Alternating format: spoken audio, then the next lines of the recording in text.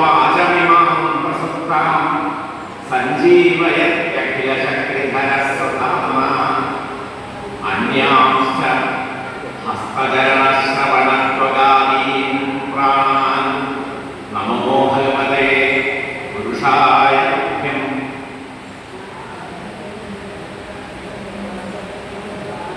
ഇന്നിവിടെ ഈ മഹായജ്ഞത്തില് ആത്മയോഗിനി അമ്മയുടെ 70ാം വാർഷികം ആഘോഷിക്കുന്ന, സമാധിയുടെ 70ാം വാർഷികം ആഘോഷിക്കുന്ന ഈ സന്ദർഭത്തിൽ ഇവിടെ വരാനും അമ്മയെക്കുറിച്ചും അമ്മയുടെ പ്രവർത്തന മണ്ഡലത്തെക്കുറിച്ചും അമ്മ പ്രതിനിധാനം ചെയ്യുന്ന സനാതന ധർമ്മത്തെക്കുറിച്ചും സംസാരിക്കാൻ ഒരവസരമുണ്ടായത് മഹാഭാഗ്യമായി ഞാൻ കണക്കാക്കുന്നു. പ്രൊഫസർ വിശ്വനാഥൻ നമ്പൂരി മാസ്റ്റർ, ശ്രീവത്സൻ ശർമ്മ അവർ, മധുസൂദൻ നമ്പൂരി, അതുപോലെ തന്നെ അനീതാനന്ദ, ഇവരെല്ലാവരും ഒരു വളരെ പല ബന്ധങ്ങളുള്ള, വളരെ തരത്തിലുള്ള പ്രവർത്തനങ്ങളുള്ള, ബന്ധങ്ങളുള്ള വ്യക്തികളാണ്. അതുകൊണ്ട് തന്നെ വളരെ കൃത്യമാണ് ഈ പരിപാടി എന്ന് ഞാൻ മനസ്സിലാക്കുന്നു. വലിയ ഒരു സന്യാസ വ്യക്തിത്വത്തിനെ നമ്മൾ പഠിക്കുകയും അതിനെ ഉൾക്കൊള്ളുകയും കാലോചിതമായി അതെങ്ങനെ അതിനെ പ്രചരിപ്പിക്കുകയും ചെയ്യണം എന്നുള്ള പ്രക്രിയയിലാണ് നാം ഇപ്പോൾ മുഴുകിയിരിക്കുന്നത്. സന്യാസം എന്ന് പറയുന്നത് ജീവിതത്തിൽ നിന്നുള്ള ഒരു ഒളിച്ചോട്ടമല്ല. കാളിദാസൻ അഭിജ്ഞാനശാകുന്തളം തുടങ്ങുമ്പോൾ തന്നെ അതിൽ 2 സന്യാസിമാരെ അവതരിപ്പിക്കുന്നുണ്ട്, 2 താപസന്മാരാണ്, ശാർഗരവനും ശാരംഗവനും. ഈ 2 പേരെ ഇന്ത്യയിലുള്ളതായിട്ട് നമ്മുടെ ഭാരതത്തിലുള്ളതായിരിക്കുന്ന 2 വ്യത്യസ്ത സന്യാസത്തിന്റെ മുഖങ്ങളെയാണ് ആവിഷ്കരിക്കുന്നത്. ശാർഗരവൻ എങ്ങനെയാണെന്ന് വെച്ചാൽ ധാർമ്മികമായിട്ട് രോഷം വന്നാൽ പ്രകടിപ്പിക്കും, സമൂഹത്തെ എപ്പോഴും കറക്റ്റ് ചെയ്തുകൊണ്ടിരിക്കും, തെറ്റായ പ്രവണതകളെ ചോദ്യം ചെയ്യും. സന്യാസിയാണ്, പക്ഷേ ഒരു ലൗകികനെ പോലെ സമൂഹത്തിൽ ഇറങ്ങി, അത് രാജാവാണെന്നില്ല, മന്ത്രിയായാലും പ്രജയായാലും ഭൃത്യനായാലും ഏത് ജീവിതത്തിന്റെ ശ്രേണിയിലുള്ളതായാലും അയാൾ ധർമ്മത്തിൽ നിന്ന് വ്യതിചരിക്കുന്നുണ്ടാൽ ഉടനെ അയാളെ ചോദ്യം. അതൊരു സന്യാസത്തിന്റെ ഒരു മുഖമാണ്. മറ്റൊരു മുഖം ശാരംഗവൻ കാണിക്കുകയാണ്. ഈ ഭാരതീയ സന്യാസത്തിന്റെ 2 മുഖങ്ങളെ ഞാൻ അവതരിപ്പിക്കുന്നു. ശാരംഗവൻ എങ്ങനെ വെച്ചാൽ അഭ്യക്രമവസ്ഥ ശുചിര. അയാൾ എങ്ങനെ വെച്ചാൽ ഈ ലോകം മുഴുവൻ അഴിഞ്ഞു നടന്നതാണ്. കുളി കെട്ടിയ ഒരാള് മേത്ത് സോപ്പൊക്കെ കേട്ടിലേക്ക് നിൽക്കുന്ന ഒരാളെ കണ്ടാലേ ഒരു വെറുപ്പ്. അഭ്യക്രമവസ്ഥ അഭ്യക്രമ സ്നാനമായി കുളി കെട്ടിയ അഭ്യക്ര എണ്ണയൊക്കെ തേച്ച് കുളിക്കാൻ സോപ്പൊക്കെ തേച്ച് നിൽക്കുമ്പോ എങ്ങനെയാണോ അയാൾ കുളി കഴിഞ്ഞ ആള് താൻ സംശുദ്ധനായി, താൻ എല്ലാ മാലിന്യങ്ങളും അകന്നു, മാലിന്യങ്ങളൊന്നുമില്ല. പക്ഷേ മാലിന്യമുള്ള ഒരാളെ നേരത്തെ സോപ്പ് തേച്ച് മാലിന്യം നിൽക്കുന്ന ഒരാളെ നമ്മൾ ആർക്കോടുകൂടി കാണും. ഇതുപോലെ പ്രപഞ്ചത്തെ മുഴുവൻ ഒരു വൈരാഗ്യത്തോടുകൂടി, ഒരു വെറുപ്പോടുകൂടി കാണുന്ന സന്യാസത്തിന്റെ മറ്റൊരു മുഖം. ഇങ്ങനെ 2 മുഖങ്ങളാണ് സന്യാസത്തിന്റെ മുഖങ്ങളായി നാം കാണുന്നത്. നമ്മുടെ ഇവിടെ കാണാം, നമ്മുടെ ചുറ്റുമുള്ള സന്യാസിമാരെ നോക്കിയാൽ അറിയാം നമുക്ക്. ചിലര് ലോകത്ത് എന്ത് സംഭവിച്ചാലും വേണ്ടില്ല, അവരെ തപസ്സനുഷ്ഠിക്കും, ആ തപസ് കൊണ്ടുള്ള ഫലങ്ങളായി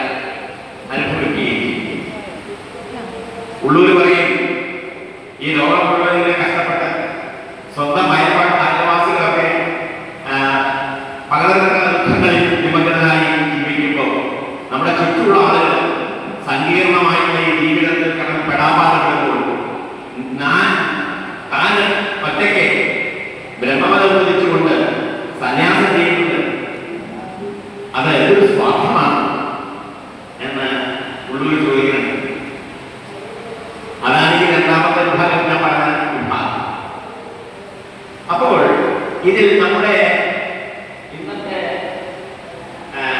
ചർച്ചാ വിഷയമായിരിക്കുന്ന ആത്മയോഗിനി അമ്മ ഏത് വിഭാഗത്തിൽ പെടുന്നു? അത് വളരെ ചിന്തനീയമാണ്. അദ്ദേഹം ആത്മയോഗിനി അമ്മയുടെ സ്വാമികൾ പരമ്പൊരു അദ്ദേഹത്തിന്റെ ശിഷ്യനായിട്ടുള്ള നേരവ്രതമാതൻ ആത്മയോഗിനി അമ്മ പ്രശിഷ്യ, ചട്ടമ്പിസ്വാമിയെ സംബന്ധിച്ച് പ്രശിഷ്യ എന്ന് പറയാം. ആത്മയോഗിനി അമ്മയുടെ ജീവിതമാകെ പരിശോധിച്ചാൽ അതിന്ന് നമുക്ക് ഒരുപാട് കാര്യങ്ങൾ മനസ്സിലാക്കാൻ, ഒരുപക്ഷെ വിവേകാനന്ദനും അതുപോലെയുള്ള സന്യാസി ശ്രേഷ്ഠന്മാർ പോലും സമൂഹത്തിൽ ചെയ്യുന്ന നന്മകളെ പരിശോധിക്കുമ്പോൾ അവരൊക്കെ പുരുഷന്മാരായതുകൊണ്ട് പലതും സാധിച്ചു. പക്ഷെ ഒരു സ്ത്രീ ആ കാലഘട്ടത്തിൽ അതും ഒരുപാട് ആചാരങ്ങളുടെയും അനുഷ്ഠാനങ്ങളുടെയും വേദികത്തിൽ കുടുങ്ങിക്കിടക്കുന്ന ബ്രാഹ്മണ സമൂഹത്തിൽ ജനിച്ച ഒരു സ്ത്രീ അകാലത്തിൽ വൈധവ്യം വന്ന് വളരെ വളരെ ചെറുപ്പത്തിൽ തന്റെ സ്വന്തം പിറന്ന ഇടത്തേക്ക് വരാനൊന്നും അധികാരമില്ല. വിവാഹം ഭർത്താവ് മരിച്ചു പോയാൽ മരിക്കുന്നവരെ ഒരു ജയിലിൽ കഴിയുന്ന പോലെ ഭക്തഗൃഹത്തിൽ തന്നെ കഴിയാൻ ദാസ്യപ്രവൃത്തി പോലെ. ഇതായിരുന്നു നമ്മുടെ ഇടയിൽ ഉണ്ടായിരുന്ന ഒരു ജീവിത സാഹചര്യം വിധവകളെ സംബന്ധിക്കുന്നത്. അതിനെയെല്ലാം പ്രണവീകരിച്ചുകൊണ്ട് ആ കാലഘട്ടത്തിൽ തന്നെ വളരെ വിപ്ലവാത്മകമായി നല്ല ധൈര്യത്തോടുകൂടി, അതാണ് ഞാൻ കുറച്ചു മുമ്പ് മധുസൂദൻ നമ്പൂതിരിയെ സംസാരിക്കുമ്പോൾ ഞാൻ പറഞ്ഞു, അദ്ദേഹം സംസാരിച്ചപ്പോഴാണ് നമുക്കൊരാളെ കൂടെ യുദ്ധം ചെയ്യാൻ ധൈര്യമൊന്നും വേണ്ട, നമുക്കൊരാളുടെ വാഗ്വാദം ഏർപ്പെടണമെങ്കിൽ അത് ധൈര്യമൊന്നും വേണ്ട, പക്ഷെ സന്യസിക്കാൻ പോണെങ്കിൽ നല്ല ധൈര്യം വേണം. ധൃതി ശരിക്കും നിലനിർത്താവുന്ന സാഹചര്യം ഉണ്ടെങ്കിൽ സന്യാസത്തിൽ പോകണം, അല്ലെങ്കിൽ അത് വലിയ അപകടം പിടിച്ച ഒന്നായി മാറും. അമ്മ ഇവിടെ നേരത്തെ സരിതായിയൊക്കെ പറഞ്ഞതുപോലെ തന്നെ എത്ര വലിയൊരു പരീക്ഷണത്തിനാണ് ഏറ്റവും ചെറുപ്പത്തിൽ ഒരു ഫോർമലായിട്ട് വിദ്യാഭ്യാസം പോലും നമ്മൾക്ക് കിട്ടിയിട്ടാണെന്ന് എനിക്ക് തോന്നുന്നില്ല. 13 വയസ്സിൽ വിവാഹം കഴിയും. വളരെ ചെറുപ്പത്തിൽ തന്റെ ഭർത്താവ് മരിക്കുന്നു. പിന്നെ അത് ജീവിതം ആരംഭിച്ചിട്ടുണ്ട്. ഈ സന്ദർഭത്തിലാണ് വളരെ ഗൗരവമുള്ള തീരുമാനങ്ങൾ വരുന്നത്. ഇവിടെ മറ്റൊരു സോപാനത്തെ കുറിച്ച് പറഞ്ഞത്, ഈ സോപാനങ്ങൾ എന്നെ സംബന്ധിച്ചിടത്തോളം ആത്മയോഗിനി അമ്മയുടെ സോപാനങ്ങൾ ഒന്ന് കൊച്ചുകൃഷ്ണനാശാനാണ്. അദ്ദേഹത്തിന്റെ ആ ബാലഗോപാല വിഗ്രഹം, ശ്രീകൃഷ്ണ വിഗ്രഹം അതില്ലായിരുന്നെങ്കിൽ, ഒരു പക്ഷേ അതിന്റെ ഒരു ശക്തി, അതിന്റെ ഒരു പ്രഭാവം ഇല്ലായിരുന്നെങ്കിൽ ഒരു പക്ഷേ ആത്മയോഗിനി അമ്മ ഈ മണ്ഡലത്തിൽ വരുമോ എന്ന് എന്നൊരു സംശയം. ആദ്യത്തെ സോപാനമാണ്.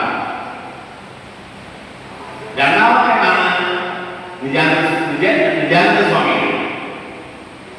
അതായത് രണ്ടാമത്തെ സോപാനം ശരിക്കും പറഞ്ഞാൽ നാരായണപുരി, മറ്റേ ഇവിടെ മലയാള അദ്ദേഹമാണ്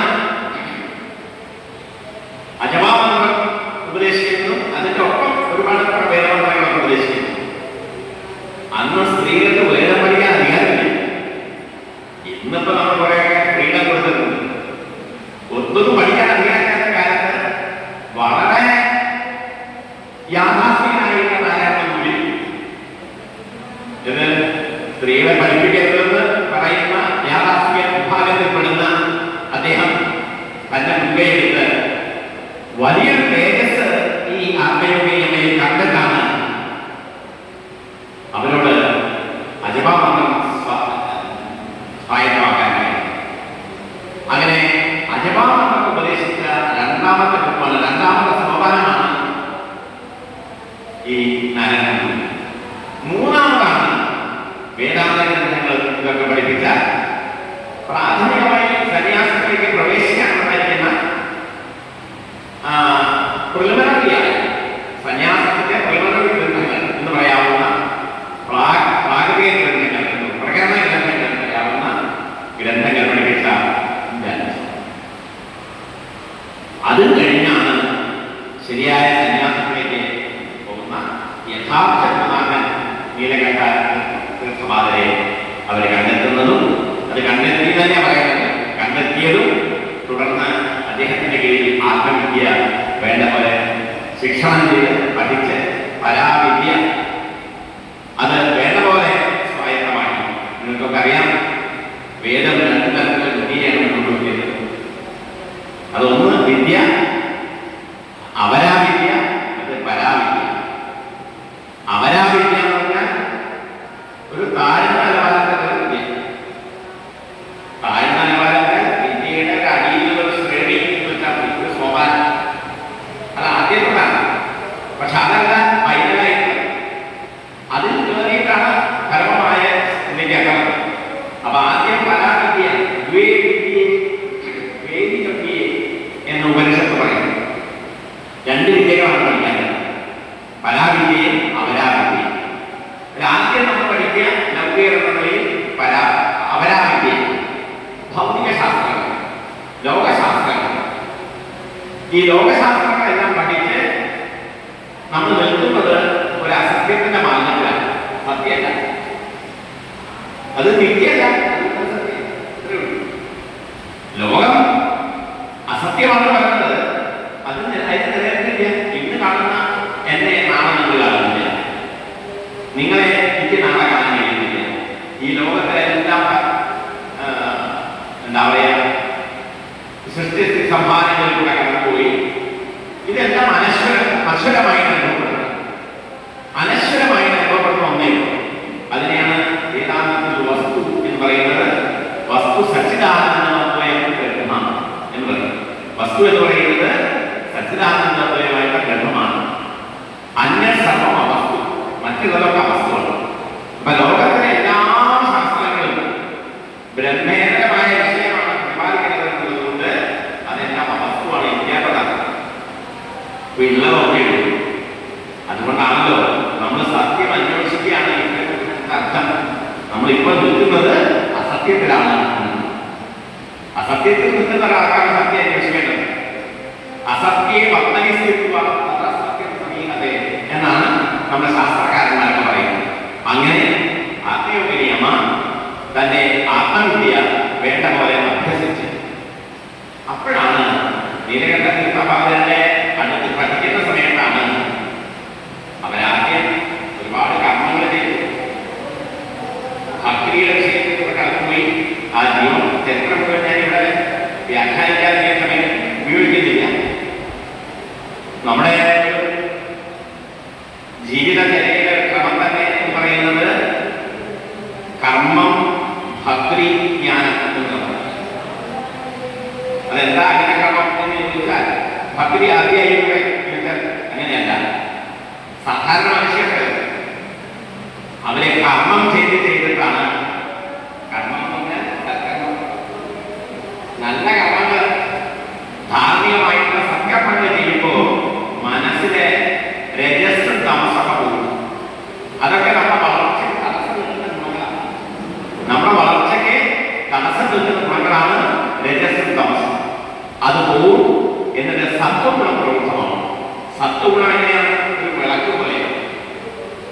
വിളക്ക് സ്വയം പ്രകാശിക്കുകയും ചെയ്യും, മറ്റുള്ള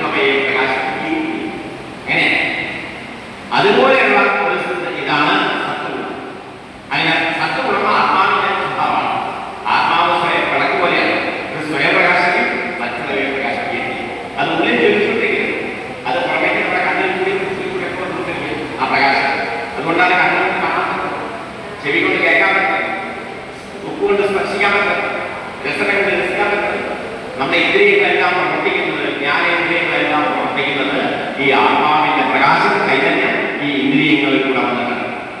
അങ്ങനെ ഈ ആത്മചൈതന്യമാണ്, ഇതാണ് മനസ്സിലാക്കേണ്ടതെന്ന് ആത്മയോഗിനിയമ്മ തിരിച്ചറിയണം. അവിടെ ആദ്യകാലത്തിന്റെ പലരും സംസാരിച്ചു. അവന്റെ മണ്ഡലം ജീവിതത്തിലൂടെ ഭർത്താവ് മരിച്ചു, ജീവിതത്തിലൂടെ വൈരാഗ്യം വന്നു, ഇനി ഒന്നും ചെയ്യാൻ പാടില്ല, ഞാൻ അന്വേഷിക്കാതിരുന്ന് കാലത്ത് നമ്മൾ അവനെ വിറ്റ് ഭക്ഷണം കഴിയുക മാത്രമല്ല, അവർ സമൂഹത്തിലിറങ്ങി കാശി കുട്ടിയെ നടത്ത് ഗോസംരക്ഷണത്തെ നടത്തുന്നത് കുറേതായി. ഗോശാല ആരംഭിക്കുന്നതുകൊണ്ട് നല്ല നാടൻ പശുക്കൾ ഇന്ന് കാണാൻ പറ്റാത്ത സാധനമാണ്.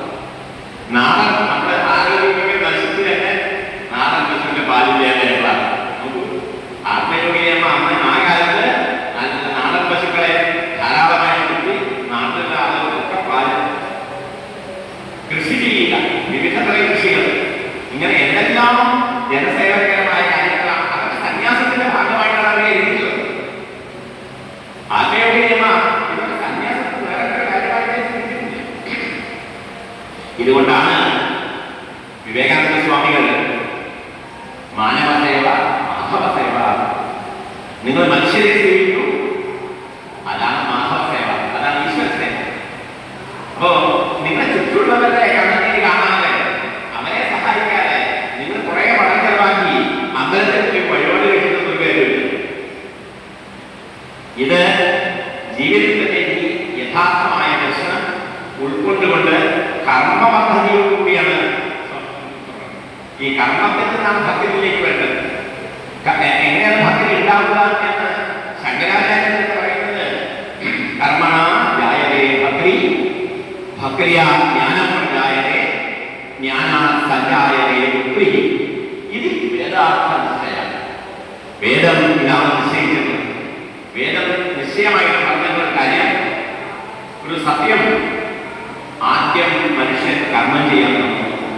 നല്ല ആരോഗ്യമുള്ള കാലത്ത് നല്ല കർമ്മങ്ങൾ നമ്മുടെ ചുറ്റുപാടുള്ള സമൂഹത്തിന് പ്രയോജനമുള്ള, ആദ്യം നമ്മുടെ കുടുംബത്തിലുള്ള ആളുകൾക്ക്, കുടുംബം കഴിഞ്ഞാൽ നമ്മുടെ ചുറ്റുപാടുള്ള സമൂഹത്തിലുള്ള ആളുകൾക്ക്, ഇവർക്ക് വേണ്ടി നമ്മൾ സേവനം ചെയ്യണം.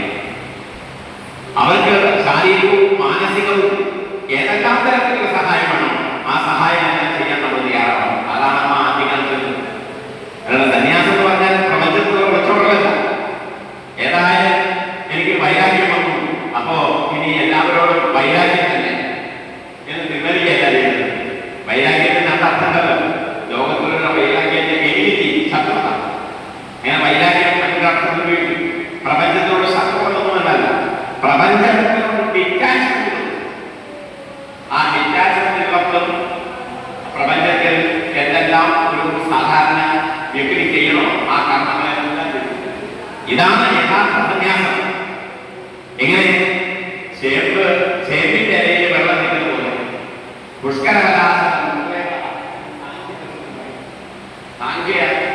ഫിലോസഫി പറയുന്നതാണ്, നിങ്ങൾ ജീവിക്കുമെങ്കിലും പുഷ്കരബലാശം താമരയിലേക്ക് നിൽക്കുന്ന വെള്ളം പോലെ ഒട്ടുമൊട്ടാതെ ഒന്നിനോട് അറ്റാച്ച്മെന്റില്ലാതെ ജീവിക്കണം.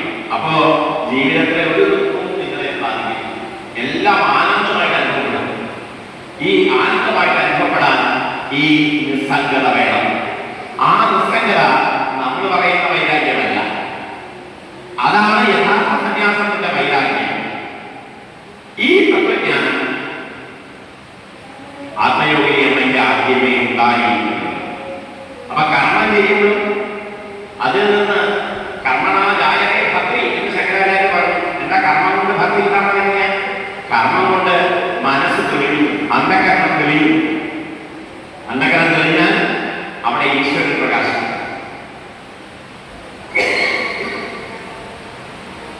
അങ്ങനെ ഭക്തി വർദ്ധിച്ചാലോ? ഭാഗവതം പഠിക്കുന്നത് നിങ്ങൾക്ക് വായിക്കാറുള്ള സപ്താഹം കേൾക്കാറുള്ള നിങ്ങൾക്ക് അറിയാം. ഭക്തിക്ക് ഒരു 3 ശ്രേണിയുണ്ട്. എന്താണ് 3 ശ്രേണിക? ഒന്ന് പ്രാഥമികമായ ഭക്തി, പ്രാകരണീയമായ ഭക്തി. നമ്മളൊക്കെ ഭക്തന്മാരാണ്. എന്നിട്ട് അമ്പലത്തിൽ പോയാൽ നമുക്ക് വേണ്ട സാധനങ്ങളൊക്കെ ലിസ്റ്റ് അവിടെ പറയും. ചില ആളുകൾ അതിന്റെ അപ്പുറത്താണ്, അവരുടെ ഭക്തി കുറച്ചുകൂടി അപ്പുറത്ത് അതിനുള്ള ഭക്തിയാണ്. എന്റെ അയൽവക്കക്കാരന് കൊടുക്കാൻ പാടാത്തതൊക്കെയോ അല്ലെങ്കിൽ ഒരു ഭക്തി വിളിച്ചു കൊടുക്കാതെ അത് കഴിഞ്ഞാൽ നമ്മളുടെ കാര്യത്തിൽ രണ്ടാമത്തെ പറയുള്ളൂ. അത്രയും ഇങ്ങനെ ആസുര സ്വഭാവം ഭക്തിയും. പക്ഷേ അതും ഭക്തിയാണ്. അതുകൊണ്ട് അതിനെ തള്ളി കളിക്കുക. അതുകൊണ്ട് അധമഭക്തി എന്ന് പറയുക ഭാഗവതകാരൻ എപ്പോഴും ഭാഗവഭക്തി എന്നുള്ള ആദ്യത്തെ സ്റ്റേജിലുള്ള ഭക്തി, ഒരു ഫസ്റ്റ് സ്റ്റേജിലുള്ളത്. പക്ഷേ അത് കുറച്ച് സംസ്കരിക്കണം. അത് സംസ്കരിക്കുന്നത് ഇപ്പൊ അമ്മയുടെ ജീവിതത്തിൽ പരിശോധിച്ചാൽ ഭാഗവതത്തിലെ ഈ 3 തരത്തിലുള്ള ആ ഭക്തിയുടെ വളർച്ച എങ്ങനെയാണെന്ന് മനസ്സിലാക്കുക. ഇതിൽ ആദ്യത്തെ ഭക്തിയാണ് വിദ്യാർത്ഥി, രണ്ടാമത്തെ മൂന്നാമത്തെ ഇനി പറയാൻ പോകുന്ന 2 ഭക്തികൾ വളരെ പുഷ്കലമായിരുന്നു ആദ്യയോഗിയുടെ ജീവിതത്തിൽ. രണ്ടാമത്തേത് അതേപോലെ തന്നെ മറ്റുള്ളവരെയും കാണുക, അവനവനെ സ്നേഹിക്കുന്ന പോലെ തന്നെ മറ്റുള്ളവരെ സ്നേഹിക്കുക. ഇതാണ് രണ്ടാമത്തെ അവസ്ഥ. അപ്പൊ മറ്റുള്ളവരുടെ ദുഃഖം എന്റെ ദുഃഖമാവും, മറ്റുള്ളവരുടെ സുഖം എന്റെ സുഖമാവും. ഇതാണ് പരമമായ അദ്വൈത വേദാന്തത്തിന്റെ കാര്യം. എല്ലാവരും ജീവിക്കുന്ന ചൈതന്യം ഒന്നാണെന്ന് മനസ്സിലാക്കുക. ഇതാണ്. ഇത് കഴിഞ്ഞ് പിന്നത്തെ സ്റ്റേജ് അതാണ് നിഷ്കാമ ഭക്തി. നിഷ്കാമ ഭക്തിയില് പിന്നെ ഒന്നും ആഗ്രഹമില്ല, ഒരു ചിന്തയില്ല. ഏതാണ്ട് തത്വജ്ഞാനിയാണ് ഈ നിഷ്കാമ ഭക്തൻ. അയാളെ വേറെ പേര് വിളിക്കേണ്ട ആവശ്യമില്ല. 2 പറയുന്നു എന്ന് മാത്രമേ ഉള്ളൂ. അമ്മ അങ്ങനത്തെ അവസ്ഥയിലേക്ക് ക്രമത്തിൽ, അപ്പൊ കർമ്മത്തിൽ നിന്ന് ഭക്തിയിലേക്ക് വന്ന്, ഭക്തിയിൽ നിന്ന് ക്രമത്തിൽ, ഭക്തിയുടെ തെളിച്ചത്തിൽ പ്രാകൃത മധ്യമ ഭക്തികളിലൂടെ കടന്ന് പരാഭക്തിയിലെത്തി, ഉത്തമ ഭക്തിയിലെത്തി. ഭാഗവതം തത്വജ്ഞാനത്തിന്റെ വലിയ നിദർശനമായിട്ട് ആവിഷ്കരിക്കുക. അതെന്താ പറയാൻ കാരണം, ഭാഗവതം അവസാനിക്കുന്നതിലേക്ക് കാണും. ശ്രീമദ് ഭാഗവതം പുരാണം അമലം യത് വൈഷ്ണവാനാധനം യസ്മിൻ പാരമാഹംസകൃതി അമലം ജ്ഞാനം പരമീയത. തത്ര ജ്ഞാനമില്ലാത്ത ഭക്തിരഹിതം നൈഷ്കർമ്യമാവിഷ്കൃതം യത് ശൃണ്വൻ വിപഠൻ വിചാരവതോ ഭക്തിയാവിഷ്യേത. വിമുക്തി ഉണ്ടാവുന്നത്, മോക്ഷം ഉണ്ടാവുന്നത് ഭക്തിയാണ്. അപ്പൊ അതുപോലെ ഭക്തി വേണ്ട, കർമ്മയോഗം സന്യാസം, അല്ലെങ്കിൽ ജ്ഞാനം ഒന്നുമില്ല. ഭക്തിയിൽ കൂടെ തന്നെ പോകുന്നുണ്ട്. ജ്ഞാനം സമ്പാദിച്ചാൽ ഭാഗവതകാരൻ പറയുന്നത് പരമഭക്തിയാക്കുന്ന, പരാഭക്തിയാക്കുന്ന, ഞാനിവിടെ പറഞ്ഞ അവസാനത്തെ 3ാമത്തെ വിഭാഗമായിട്ടുള്ള ഭക്തി, ആ ഭക്തിയെ ആധാരമാക്കിയായിരിക്കും. ഈ സന്യാസത്തിന്റെ സ്റ്റേജിലേക്ക് എത്തുമ്പോഴേക്കും അദ്വൈതയുടെ ചരിത്രം ഞാൻ വായിച്ചപ്പോ ഉപനിഷത്തിലെ ആ ക്രമം നല്ലപോലെ അനുഭവപ്പെട്ടു. ഉപനിഷത്ത് ഋഷി ഉപദേശിക്കുന്നത് എന്താണെന്നറിയാമോ? ഈ ബ്രഹ്മാവ് ശിഷ്യനോട് പറയാം, ഈ ബ്രഹ്മാവ് എന്ന് പറഞ്ഞ ഒരാള് തലതിരിഞ്ഞ മനുഷ്യനാണ്. അയാൾക്ക് വേണ്ട പോലെ സൃഷ്ടിക്കാൻ അറിയുക. അയാളെ നമ്മളെ സൃഷ്ടിച്ചെടുത്തില്ലെങ്കിൽ ജീവിക്കാം. ഉദാഹരണം നോക്കാം. എന്താണ് ആ മന്ത്രം? പരാഞ്ചി ഹാനി വികൃണോൽ ശ്രേഭൂ തസ്മാ പരാനുപശ്യതി മാന്തരാത്മ കശ്ചിത് ധീരഃ പ്രത്യഗാത്മാനൈക്ഷ ആവൃത്തകക്ഷതു അമൃതത്വവിക്ഷ. പറയാണ്, ഈ ബ്രഹ്മാവ് തലതിരിഞ്ഞാണെന്ന് പറയാൻ കാരണം ബ്രഹ്മാവ് ഈ ജ്ഞാനേന്ദ്രിയങ്ങളൊക്കെ പുറത്തേക്കാണ് പറഞ്ഞത്. കണ്ണാണ് മുഖങ്ങളായിട്ടുള്ള ഇന്ദ്രിയങ്ങളുള്ള ജ്ഞാന സമ്പാദനത്തിലുള്ള ഇന്ദ്രിയങ്ങൾ, ആ ഇന്ദ്രിയങ്ങളൊക്കെ പുറത്തേക്കാണ് പറഞ്ഞത്. അപ്പൊ ഈ നശ്വരമായ പ്രപഞ്ചം മാത്രമേ കണ്ടു മനസ്സിലാക്കാൻ പറ്റുള്ളൂ. അനശ്വരമായ ഒരു ഉള്ളിലുണ്ട്, അത് മനസ്സിലാക്കാനുള്ള ഇന്ദ്രിയം. പക്ഷേ ധീരനായിട്ടുള്ള സന്യാസിക്ക് ധൈര്യം കാണുന്നതിന്റെ കാര്യമാണ്. ധീരനായിട്ടുള്ള സന്യാസി അയാൾ എന്ത് ചെയ്യുന്നു? സന്യാസത്തിന് മോക്ഷേച്ഛുവായി മാറിക്കഴിഞ്ഞാൽ അയാൾ എന്താ ചെയ്യണേ? ആ പുറത്തേക്ക് നിൽക്കുന്ന ബലമായ ഇന്ദ്രിയങ്ങളൊക്കെ പിടിച്ച് തിരിച്ച് ഉള്ളിലേക്ക്, എല്ലാം ഉള്ളിലേക്ക് കാണണം. ഉള്ളിൽ നിന്ന് കേൾക്കുക, ഉള്ളിൽ നിന്ന് കാണുക. കശ്ചിത് ധീരഃ, ഒരു ധൈര്യമുള്ള ഒരു സന്യാസ മോക്ഷേച്ഛുവായ എന്ത് ചെയ്യുന്നു? പ്രത്യേകാത്മാനമൈക്ഷ, കണ്ണ് ഉള്ളിലേക്ക് തിരിച്ച് കണ്ടു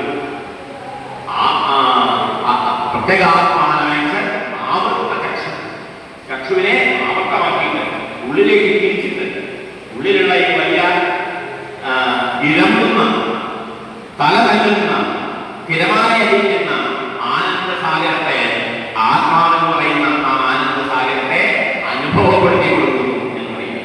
നോക്കൂ, ഋഷി പറയുന്ന ഈ മന്ത്രത്തിന്റെ അർത്ഥം എത്ര സാരവത്താണ്.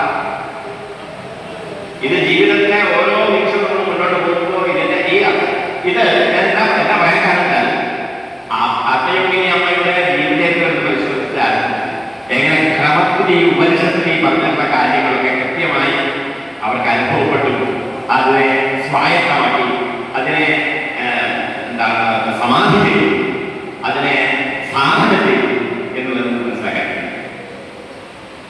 നിങ്ങൾക്കറിയാം, വേദം വാസ്തവത്തിൽ വിധി നിഷേധാത്മകമാണ്. വേദത്തിലെ വിധിയുടെ നിഷേധവും വിധിക്കുന്നത് എന്താണ്? ധർമ്മം. വേദം എന്താണ് വിധിക്കുന്നത്? ധർമ്മം. എന്താണ് നിഷേധിക്കുന്നത്? അധർമ്മം. വളരെ സിമ്പിളായി പറയാനുള്ള കാര്യം. പക്ഷേ ഇത് അത്ര സിമ്പിളൊന്നുമല്ല. ഈ ധർമ്മം അധർമ്മം എന്നാണ് പറയുകയും തന്നെ ഒരു പുരുഷായുസുണ്ട്. ധർമ്മത്തെ ഗതനാഗതി ഒരാൾക്ക് ധർമ്മമായി തോന്നുന്നത് ഒരാൾക്ക് അധർമ്മമാണ്. അപ്പോ ധർമ്മത്തെ എങ്ങനെ സാമാന്യമായിട്ട് ഇന്നത് ധർമ്മം ഇന്നത് അധർമ്മം മഹാഭാരതം മുഴുവൻ പഠിക്കുമ്പോൾ നമുക്ക് മനസ്സിലാവുന്നത് ഇത് എങ്ങനെ മനസ്സിലാക്കി ചെയ്യുന്നത് ധർമ്മമാണോ ഇത് അധർമ്മമാണോ ഇത് ചെയ്യുന്നത്? എന്താ ധർമ്മത്തെ ശരിക്കും ലക്ഷണം കൊടുക്കുക? ഇത് വലിയ സങ്കീർണമായ പ്രശ്നമാണ്. അതേ സമയത്ത് വേദത്തിന്റെ ഈ 3 കാണ്ഡങ്ങളെ കുറിച്ച് ഞാൻ പറഞ്ഞു. അതായത് കർമ്മം, ഭക്തി, അതുപോലെ ജ്ഞാനം. 2 കാണ്ഡങ്ങളെന്നാ പറയാം, കർമ്മം ജ്ഞാനം. എന്നാൽ അങ്ങനെയല്ല. നിഷ്കർഷിച്ച് നോക്കിയാൽ ആരണ്യകങ്ങൾ എന്ന് പറയുന്ന ഒരു സാഹിത്യ വിഭാഗമുണ്ട്. വിശ്വാമാഷക്കാരെ കുറിച്ച് വളരെ ആധികാരികമായി തന്നെ എഴുതിയിട്ടുണ്ട്. ഭാഷ അതൊക്കെ നിങ്ങൾ വായിക്കുന്നതാണ്.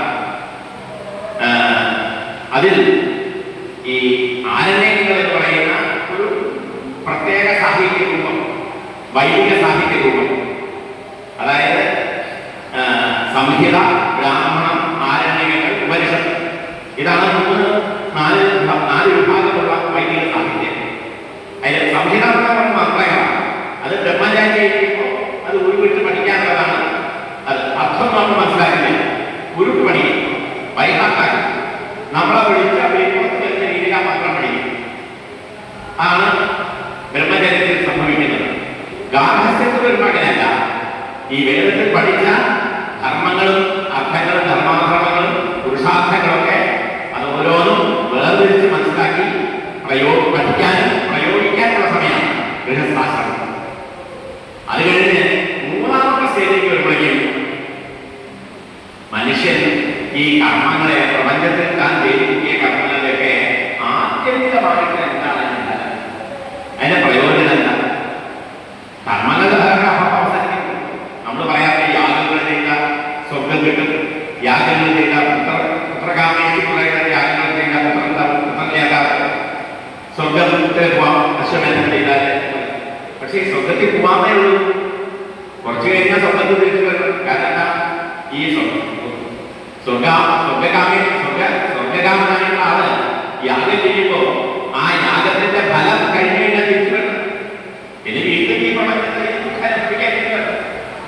പുത്രകാമേശി പുത്രൻ ഉണ്ടാവുന്നേ വേഗം പറയുള്ളൂ. ആ പുത്രൻ എല്ലാ കാര്യത്തിലും ധരിച്ചങ്ങനെ ഇരിക്കുന്നു പറയുന്നു. അടുത്ത ദിവസം പുത്രൻ മരിച്ചു. നോക്കൂ, യാഗാദി കർമ്മങ്ങൾ ഒരു ശാശ്വതമായ നമ്മുടെ പ്രശ്നങ്ങൾക്ക് പരിഹാരമില്ല. താൽക്കാലിക പരിഹാരങ്ങളൊക്കെ മനസ്സമാധാനം ഉണ്ടാവും. ഞാൻ നല്ലൊരു യാഗം ചെയ്തു, ഞാൻ അത് ലോകത്തിലുള്ള ഗുണമുള്ള കാര്യങ്ങൾ ചെയ്തു, എന്റെ സന്തോഷത്തിന് വേണ്ടി ഞാൻ ചെയ്തു, ഇതൊക്കെ തോന്നാം. പക്ഷേ ഇതിനപ്പുറത്ത് ഇതിന് ശാശ്വതയുണ്ടോ? ഇത് ശാശ്വതമാണ്. അപ്പൊ അങ്ങനെ ചിന്തിക്കുമ്പോൾ നമുക്ക് ഉപരിചിന്തകൾ വരും. ആ ഉപരിചിന്തകൾ തുടങ്ങുന്നത് നമ്മൾ ലോകമൊക്കെ ഇങ്ങനെ കുറേശ്ശെ വിട്ട് നിങ്ങളുടെ കാട്ടിൽ താമസമൊന്നുമില്ല. ലോകത്തിൽ ജീവിക്കുമ്പോൾ തന്നെ കാട്ടിൽ ജീവിക്കുന്നവരെയാവാം. ഇപ്പൊ അങ്ങനെയാണല്ലോ. കാട് 4 വഴി 4 കാട് വഴി ഇപ്പോ ലോകത്തിന്റെ സ്വഭാവം അങ്ങനെ നാട് കാടാണ്, വന്യമൃഗങ്ങളൊക്കെ കാട്ടിലാണ് സഞ്ചരിക്കുന്നത്, മനുഷ്യക്കാരിൽ പോയി പോകാറുണ്ട്. ഇതാണ് ഇപ്പൊ പറയുന്നത്.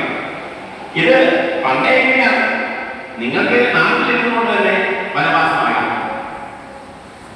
ഈ വനവാസം കൊണ്ട് ഉദ്ദേശിക്കുന്നത് കാട്ടിൽ പോയാൽ ഏകാന്തത, നമുക്ക് നമ്മുടെ ചിന്ത പ്രവർത്തിക്കാനുള്ള സമയമാണ്. ലോകത്തിലെ പലതരത്തിലുള്ള പ്രവർത്തനങ്ങൾ നമ്മുടെ മനസ്സിനെ അസ്വസ്ഥമാക്കിക്കൊണ്ടിരിക്കും. നമുക്ക് വിഷയത്തിൽ അങ്ങനെ കോൺസെൻട്രേറ്റ് ചെയ്ത് വർക്ക് ചെയ്യാൻ കഴിയില്ല. അതിനുണ്ടാവുന്നത് തീർച്ചയായും വനവാസമാണ്. അങ്ങനെ ആരണ്യകങ്ങൾ ആണ് ചിന്താപദ്ധതിയിലൂടെ അവിടെയുള്ളതാണ് ഉപാസന. ഉപാസന പ്രകൃതി എന്നല്ല പറയാം, വൈദ്യന്മാർ അതിനെ ഉപാസന എന്നാണ് പറയുന്നത്. ഭഗവാനെ അടുത്തെത്തി ഭഗവാനെ തന്നെ പ്രാപിച്ച് ഭഗവത് പ്രാപ്തമാക്കാണ് തനിക്ക് ശരണമായിട്ടുള്ളത് എന്നുള്ള തത്വജ്ഞാനത്തിന്റെ വഴിയിലേക്ക് പോകുന്നതാണ് ഈ ഭക്തി. ആ ഭക്തി അതിന്റെ വളർച്ചയിൽ പൂർണ്ണതയിലെത്തുമ്പോഴാണ് ബ്രഹ്മസാക്ഷാത്കാരം എന്ന് പറയുന്ന നാലാമത്തെ അവസ്ഥ. അതാണ് സന്യാസം. അപ്പൊ ആരണ്യത്തിലെ കൂടെ പിന്നെ എത്തുന്നത് എവിടെയാണ്? സന്യാസാശ്രമത്തിലാണ്.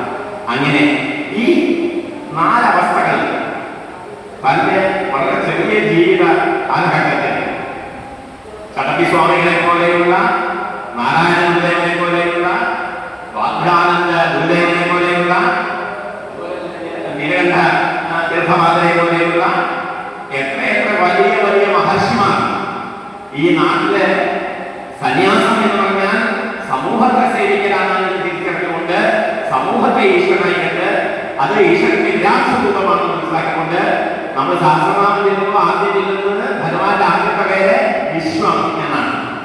ഈ പ്രപഞ്ചം മുഴുവൻ ഈശ്വരൻ കൈകാര്യം നടക്കുന്നതാണ്. ഈശ്വര പ്രതിരൂപങ്ങളാണ്. ഏത് കാണുമ്പോൾ ഈശ്വരനെ ആയിട്ട് നമ്മൾ സങ്കല്പിക്കണം. ഇതാണ് സഹസ്രനാമത്തിന്റെ ആദ്യത്തെ വാക്ക്. വിരാട് സ്വരൂപമാണ് ഈശ്വരന്റെ. അത് കണ്ടുകൊണ്ട് സമൂഹത്തെ സേവിക്കാനിറങ്ങിയ ഒരു വലിയ സന്യാസി പരമ്പര തന്നെ കേരളത്തിലുണ്ട്. വലിയൊരു പരമ്പരയാണ് സന്യാസിമാർ.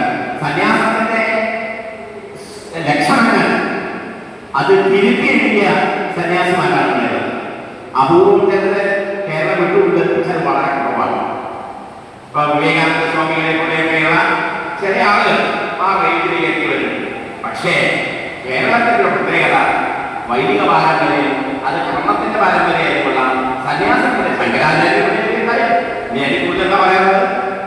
എല്ലാ സന്യാസവും അതിന്റെ ചര്യകളെ കൃത്യമായി ചിട്ടപ്പെടുത്തി സമ്പ്രദായങ്ങളെ ചിട്ടപ്പെടുത്തിയാണ് ശങ്കരാചാര്യർ.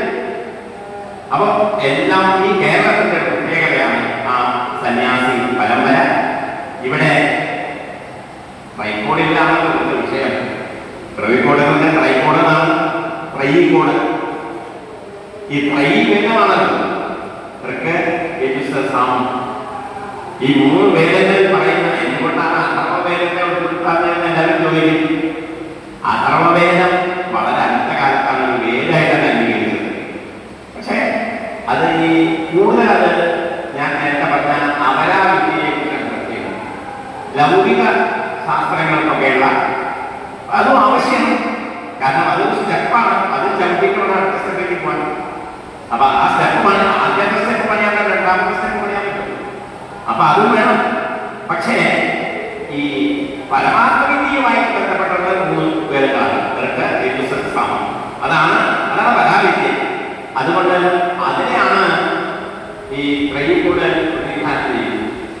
ഈ നാല് വേദങ്ങളാണ്, ഈ മൂന്ന് വേദങ്ങളാണ്.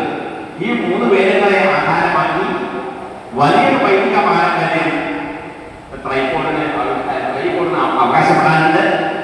വലിയൊരു ആ വൈദിക പാരമ്പര്യത്തിന്റെ വൈദിക പാരമ്പര്യം എന്ന് പറഞ്ഞാൽ കർമ്മത്തിന്റെ പാരമ്പര്യമല്ല.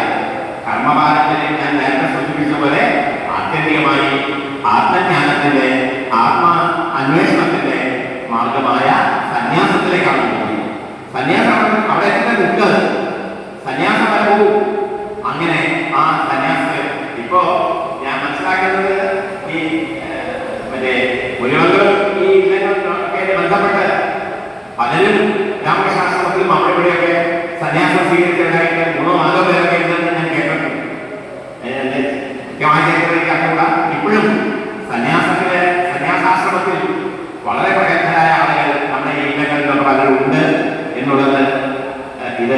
ഇതിനൊക്കെ പ്രേരണയുണ്ടായത് ആത്മയോഗിനി അമ്മയുടെ ഈ വിശിഷ്ടമായ പ്രവർത്തനം കൊണ്ടാണ്. നമ്മുടെ പ്രവർത്തനം ഇങ്ങനെയൊന്നും ആയാൽ പോരാ എന്നാണ് എനിക്ക് പറയാനുള്ളത്. നമ്മൾ ഒരുമിച്ച് ഒരുപാട് കാര്യങ്ങൾ ചെയ്യുന്നത്. കാരണം അമ്മ പ്രധാനമായിട്ടും അമ്മയുടെ ചില സ്തോത്രങ്ങളും അമ്മയുടെ ചില വേദാന്തങ്ങളൊക്കെ ഉണ്ട്. കുറച്ചതേ കിട്ടിയിട്ടുള്ളൂ, ഇനിയും ചിലതൊക്കെ ഉണ്ടായിരിക്കാം. രേഖകളൊക്കെ തപ്പിയാൽ ഇനി കിട്ടാൻ സാധ്യതയുള്ളൂ. അതിന് ഞാൻ മനസ്സിലാക്കുന്നത് അമ്മ ഒരു സിസ്റ്റമാറ്റിക് ആയിട്ടുള്ള ധാർമ്മികമായ ജീവിതത്തിന് ആധാരമായിട്ട് വേണ്ട സംഗതികൾ എന്തൊക്കെയാണെന്നുള്ളത് അമ്മ പറഞ്ഞിട്ടുണ്ട്. അതിൽ ഈ വൈദികമായി, അതാണ് ഈ വൈദികോടിനെ കുറിച്ച് ഞാൻ പ്രത്യേകിച്ച് പറയാൻ കാരണം, വേദോക്തമായിരിക്കുന്ന ഒരു ജീവിതചര്യ അതെന്താണോ ധാർമ്മികമായ ഒരു ജീവിതചര്യ, ആ ചര്യയെ മനുഷ്യ ജീവിതത്തിന് എന്താണ് എന്നുള്ളത് കൃത്യമായി ലക്ഷണം ചെയ്ത് അത് ഉദാഹരിച്ചിട്ടുണ്ട് അമ്മ. അമ്മയുടെ ജീവിതവും തന്നെ ഉദാഹരണമാണ്, സംശയമില്ല. അപ്പോൾ ആ രീതിയിൽ ഇതിന് വിപുലമായ ഒരു പ്രവർത്തനത്തിന്റെ ശൈലി ആവശ്യമാണ്. ഇവിടെ നേരത്തെ സംസാരിക്കുമ്പോൾ പറഞ്ഞു, നമുക്കിവിടെ ഗുരുകുലം ആരംഭിക്കണം. സംസ്കൃത വിദ്യാഭ്യാസം പഴയ രീതിയിൽ നമുക്ക് എല്ലാ വയസ്സിൽപ്പെടുന്ന ഏത് പ്രായത്തിൽ ഉള്ള ആളുകളായാലും ജിജ്ഞാസുക്കളായിട്ട് വരുന്ന എല്ലാവരും സംസ്കൃതം പഠിപ്പിക്കാൻ കഴിയുന്നു. സംസ്കൃതം പഠിച്ചില്ലെങ്കിൽ നമുക്ക് ഈ കുട്ടികളിലേക്ക് ഒരു പ്രവേശനം കിട്ടില്ല. ഒരു സാമാന്യമായ ഭാഷയുടെ ഒരു ഗ്രാഹ്യം നമുക്ക് ആവശ്യമാണ്. അതുണ്ടായാൽ ബാക്കി കാര്യങ്ങളൊക്കെ നമുക്ക് വർക്ക് ചെയ്തിട്ടുണ്ടാകാം. സബ്ജക്റ്റ് നമുക്ക് വർക്ക് ചെയ്തിട്ടുണ്ടാകാം. ഭാഷ നമുക്ക് വർക്ക് ചെയ്തിട്ടുണ്ടാകാം. ഭാഷ പഠിക്കണം. ഭാഷ പഠിച്ചു കഴിഞ്ഞിട്ട് അതിന് അനുകൂലമായിട്ടുള്ള കാര്യങ്ങൾ ചെയ്യാൻ കഴിയും. ഇവിടെയുള്ള ജില്ലകളെല്ലാം അതിന് ബന്ധപ്പെടുത്തുന്നത് NSS പോലെയുള്ള പ്രസ്ഥാനങ്ങൾ അതിനോട് ബന്ധപ്പെടണം. കാരണം തീർച്ചയായും നമ്മുടെ പരമഗുരുക്കന്മാരായ സ്വാമികളും അതുപോലെയുള്ള ആളുകളും മറ്റേ ഗുരുദേവനെ പോലെയൊക്കെയുള്ള പ്രഗത്ഭന്മാരായ ആളുകളെ നോക്കുമ്പോൾ അവരെല്ലാവരും ഈ വിഷയത്തിൽ ഈ തരത്തിലാണ് പ്രവർത്തിക്കേണ്ടത് എന്ന് കാണിച്ചെന്നുള്ളതാണ്. ഞാൻ പല അനിതാനത്തെ കുറിച്ചുള്ള ഒരു രണ്ട് വാക്ക് പറയണം. അവരുടെ ഒരു പുസ്തകത്തിന് ഞാൻ അവതാരിക എഴുതിയിട്ടുണ്ട്, ഹരിനാമകീർത്തനം. ഇപ്പോ ഈ മുക്തി സോപാനം ഞാൻ പറയുന്നതായി വളരെ ആകർഷകമായ പേര്. ഈ കൃതിക്ക് ഏറ്റവും അർത്ഥപുഷ്ടമായ അർത്ഥപുഷ്ടമായ ഒരു ടൈറ്റിലാണ് മുക്തി സോപാനം എന്ന ഈ ടൈറ്റില്.